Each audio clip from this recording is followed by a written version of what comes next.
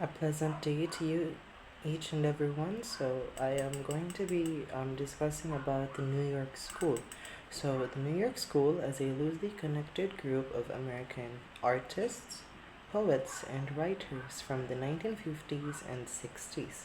So, they were centered in New York City and known for their innovative, avant garde approach to art and literature. The New York School was an avant garde movement focused on experimentation, spontaneity, and blending high and low culture. It emphasized irony, collaboration across art forms, and a playful, often surreal approach to serious themes. It aimed to challenge conventions and offer fresh perspectives. So, the New York School valued experimentation, often breaking traditional rules of form and subject. Their work was spontaneous, drawing from jazz, chants, and improvisation. They blurred the lines between elite and popular culture. So, elite, which means high, and popular, which means low, referencing both classical literature and comic books of advertising.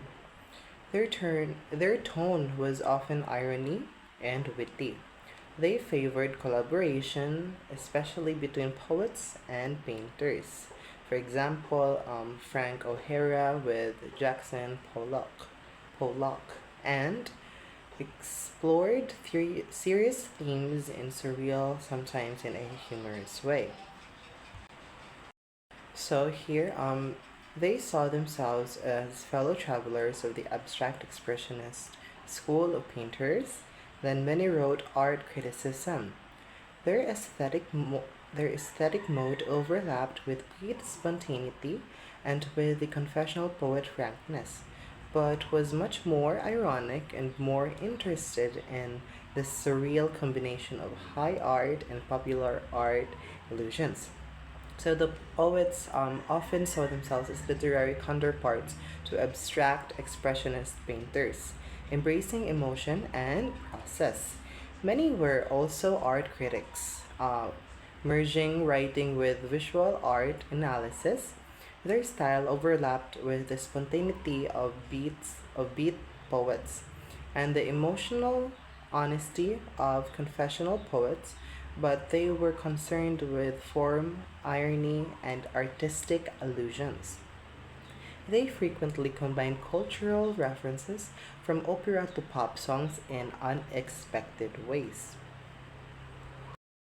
As for the fourth slide, often saw themselves as helping the reader see the world in a new and different ways, wanted to jar the audience's senses by juxtaposing uncommon objects and reveled in the combination of the serious and the silly, the profound and the absurd, the highly formal and the relentlessly casual. So their goal was to challenge perception, helping audiences see everyday life from a new artistic angle. They used juxtaposition, like placing unlikely images or objects or together to provoke or startle.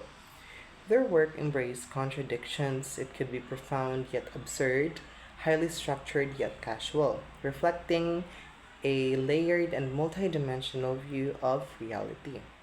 They celebrated the unexpected in both language and content. So, as for that is for my part about the New York School. So, the New York School was a loosely connected group of American artists, poets, and writers from the 19th and 15th century, and they were centered in New York City and known for their innovative, avant garde approach to art and literature. So, that is all for my part. I hope you learned something about the New York School. So, that would be all, everyone. Thank you so much for listening.